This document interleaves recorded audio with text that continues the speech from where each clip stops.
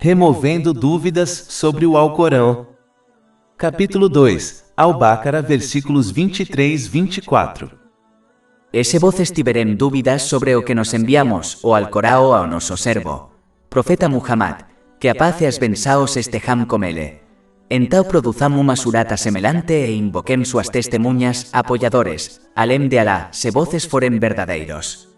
Mas se voces não o fizerem, e voces nunca serão capazes de fazê-lo, então temamo fogo, cujo combustível são pessoas e pedras preparado para os descrentes. De modo geral, a raiz da dúvida é a ignorância.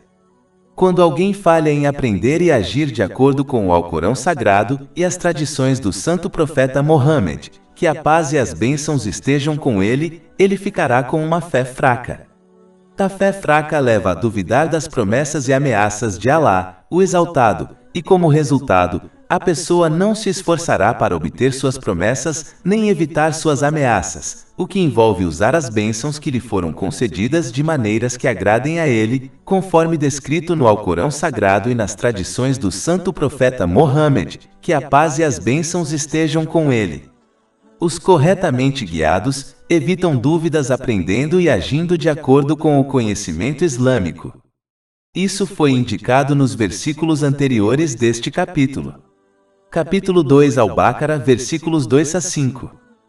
Este é o livro sobre o qual não há dúvidas, uma orientação para aqueles conscientes de Alá, que crim no incognostível, praticam a oração e despendem do que ele haches agraciamos, e que crim no que vos foi revelado e no que foi revelado antes de vos, e da outra vida eles estão certos na fé. Eses estão sob correta orientação de seu Senhor e são os bem-sucedidos. É importante notar que há uma grande diferença entre aquele que possui uma fé forte e aquele que é simplesmente teimoso em sua fé. O primeiro aprende e age de acordo com o conhecimento islâmico e melhora seu comportamento e ações com o passar do tempo para que aumente sua obediência sincera a Alá, o Exaltado. Enquanto isso, o muçulmano teimoso é ignorante do conhecimento islâmico e simplesmente imita os outros cegamente.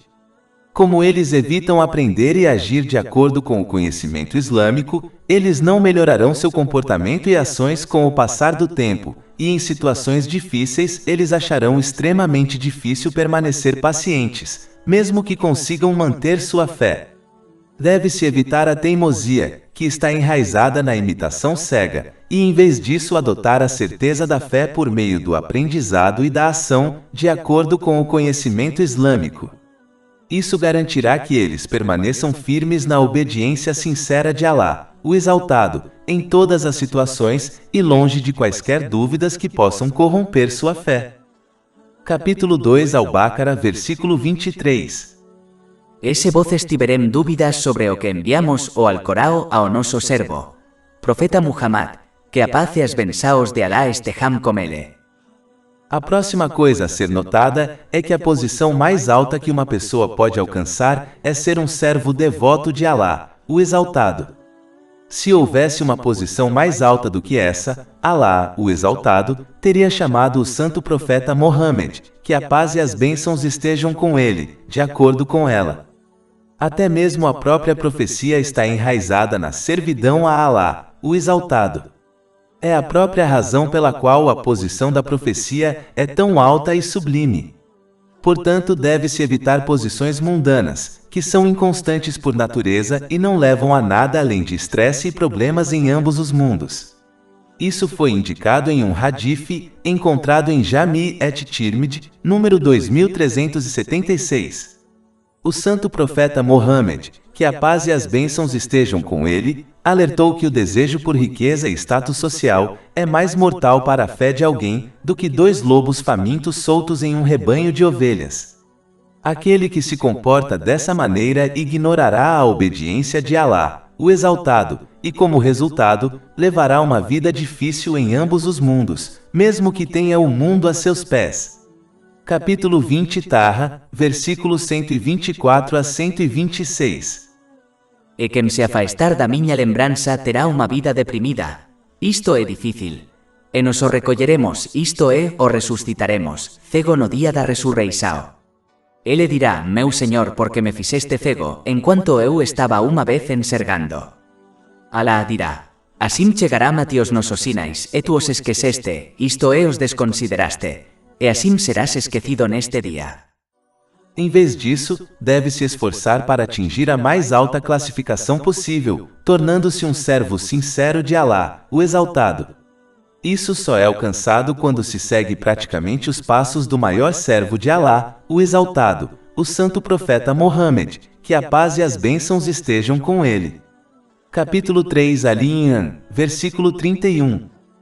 Dice profeta Muhammad, que a paz e as bênçãos estejam com ele. Se você ama a Alá, então siga-me. Assim Alá o amará e perdoará seus pecados. Como a servidão a Alá, o Exaltado, protege alguém de se tornar um servo e escravo de todas as outras coisas, como mídia social, moda, cultura e pessoas, a pessoa alcançará paz de espírito e sucesso em ambos os mundos. Capítulo 16 An-Nahl, versículo 97. Todo aquele que praticar o bem, seja homem ou mulher, enquanto for crente, nos o faremos viver uma vida virtuosa e lhe daremos uma recompensa, na outra vida de acordo como melhor do que costumava fazer. Como os árabes não muçulmanos eram mestres da língua árabe, Alá, o Exaltado, lançou um desafio permanente a eles, e por extensão, a toda a humanidade, para produzir um capítulo semelhante ao Alcorão Sagrado, a fim de provar que suas origens não são divinas. Capítulo 2 Al-Baqarah, versículos 23, 24. E se voces tiverem dúvidas sobre o que nos enviamos o Alcorão ao nosso servo, profeta Muhammad, que a paz e as bênçãos estejam com ele, então produzamos uma surá semelhante a ela e invoquem suas testemunhas apoiadores, além de Alá, se voces forem verdadeiros. Mas se voces não o fizerem, e voces nunca serão capazes de... Este desafio não é apenas produzir versos que combinem com o estilo rítmico do Alcorão Sagrado, mas produzir versos e um capítulo que combinem com todos os aspectos do Alcorão Sagrado, como sua natureza abrangente, sua capacidade de ser aplicado a todas as situações, em todos os lugares e tempos, sua capacidade de ser compreendido e aplicado por pessoas ignorantes e conhecedoras, sua capacidade de fornecer conselhos práticos que podem ser facilmente aplicados na vida de alguém, em vez de apresentar conceitos que parecem úteis, mas não podem ser aplicados na prática. Para resumir, ao estudar o Alcorão Sagrado, a pessoa perceberá que ele contém diferentes níveis de conhecimento por meio de significados óbvios e sutis. Capítulo 11 Hud, versículo 1. Este é um livro cujos versos são aperfeiçoados e então apresentados e meditais por alguém que é sabio e consciente. As expressões no Alcorão Sagrado são inigualáveis e seus significados são explicados de forma direta. Suas palavras e versos são extremamente eloquentes, e nenhum outro livro pode superá-lo. O Alcorão Sagrado menciona a história das nações anteriores em detalhes, embora o santo profeta Mohammed, que a paz e as bênçãos estejam com ele, não tenha sido educado em história. Ele ordena todo bem e proíbe todo mal. Aqueles que afetam um indivíduo e aqueles que afetam toda a sociedade, para que a justiça, a segurança e a paz se espalhem por todos os lares e comunidades. O Alcorão Sagrado evita exageros, mentiras ou qualquer falsidade, ao contrário da poesia, histórias e fábulas. Todos os versos são benéficos e podem ser aplicados praticamente à vida de alguém. Mesmo quando a mesma história é repetida no Alcorão Sagrado, diferentes lições importantes são destacadas. Ao contrário de todos os outros livros, o Alcorão Sagrado não entedia uma pessoa quando é repetidamente estudado. O Alcorão Sagrado fornece promessas e advertências, e os apoia com provas inegáveis e claras. Quando o Alcorão Sagrado discute algo que pode parecer abstrato, como adotar a paciência, ele sempre fornece uma maneira simples e prática de implementá-la na vida de alguém. Ele encoraja as pessoas a cumprir o propósito de sua criação, que envolve obedecer sinceramente a Alá, o Exaltado, usando as bênçãos que lhes foram concedidas de maneiras que agradam a ele, garantindo assim que obtenham paz de espírito e sucesso em ambos os mundos. Ele torna o caminho reto óbvio e atraente para aquele que deseja paz de espírito e sucesso real em ambos os mundos. O conhecimento do Alcorão Sagrado é atemporal, pois pode ser aplicado a todas as sociedades e épocas. É uma cura para todas as dificuldades emocionais, econômicas e físicas, quando é compreendido e aplicado corretamente. Ele fornece a solução para todos os problemas que um indivíduo ou uma sociedade inteira pode enfrentar.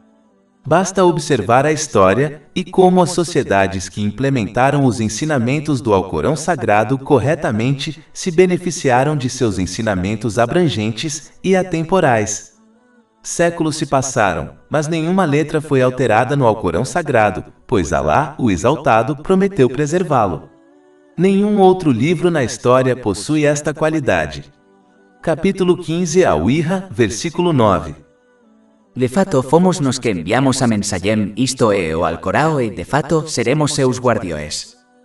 Alá, o Exaltado, discutiu os problemas de raiz encontrados dentro de uma comunidade e detalhou o remédio prático para todos eles. Ao corrigir os problemas de raiz, os incontáveis problemas ramificados que derivam deles seriam automaticamente corrigidos. É assim que o Alcorão Sagrado abordou todas as coisas que uma pessoa e a sociedade precisam para ter sucesso em ambos os mundos. Capítulo 16 An-Nahl, versículo 89. E fizemos descer a ti o livro para esclarecer todas as coisas. Este é o maior milagre atemporal que Alá, o Exaltado, concedeu ao seu último santo profeta Mohammed, que a paz e as bênçãos estejam com ele. Mas somente aqueles que buscam e agem de acordo com a verdade se beneficiarão dela, enquanto aqueles que buscam seus desejos e selecionam a dedo somente encontrarão perdas em ambos os mundos. Capítulo 17 Al-Hijra, versículo 82. E enviamos do Alcorão o que é cura e misericórdia para os crentes, mas isso não aumenta os iníquos, exceto en prejuízo. E capítulo 2 Al-Baqarah, versículos 23 e 24. E se voces tiverem dúvidas sobre o que nos enviamos, o Alcorão ao nosso servo, profeta Muhammad, que a paz e as bênçãos estejam com ele. Então produzamos uma surata semelhante e invoquem suas testemunhas, apoiadores, além de Alá, se voces forem verdadeiros. Mas se voces não o fizerem, e voces nunca serão capazes de fazê-lo, então temamo fogo, cujo combustível são pessoas e pedras preparado para os descrentes. Alá, o Exaltado, ameaçou especificamente os não-muçulmanos de Meca e o povo do livro com o fogo do inferno, pois eles tinham certeza das origens do sagrado Alcorão e da veracidade do santo profeta Mohammed, que a paz e as bênçãos estejam com ele. Os não-muçulmanos de Meca eram mestres da língua árabe e reconheciam claramente sua origem divina, pois não conseguiam igualar um único versículo do sagrado Alcorão, e como eles passaram suas vidas com o santo profeta Mohammed, que a paz e as bênçãos estejam com ele, eles sabiam que ele possuía o caráter de um santo profeta, que a paz esteja com eles. O povo do livro em Medina reconheceu o santo profeta Mohammed, que a paz e as bênçãos estejam com ele, e o sagrado Alcorão como eles haviam sido discutidos em detalhes em suas escrituras divinas. Capítulo 6 Al-En, versículo 20. Aqueles a quem concedemos o livro o reconhecem o Alcorão sagrado, a o reconhecerem seus próprios filhos. E capítulo 2 Al-Baqarah, versículo 146. Aqueles a quem concedemos o livro o conhecem, ao profeta Muhammad, que a paz esteja com ele como conhecem seus próprios filhos. A única coisa que impediu ambos os grupos de aceitar a verdade foi seu amor pelas coisas mundanas que eles ganharam ao seguir seus próprios desejos, como riqueza e status social.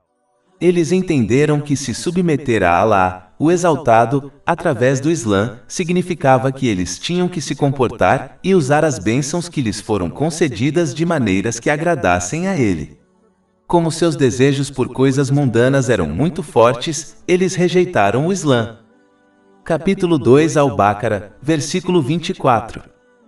Então temei o fogo, cujo combustível são pessoas e pedras, preparado para os descrentes. Em termos gerais, o fogo é a morada dos descrentes, pois eles falharam em cumprir o propósito de sua criação. Capítulo 51 de Dariate, versículo 56. Eu não criei os genios e os humanos senão para me adorarem, obedecerem. Assim como um item que não cumpre seu propósito de criação é rotulado como um fracasso e é descartado, a invenção chamada humana será descartada no dia do juízo final, se não cumprir seu propósito de criação. Mais de 400 e-books, audiolivros, infográficos, podcasts e blogs gratuitos disponíveis em nosso site www.sharkpod.com.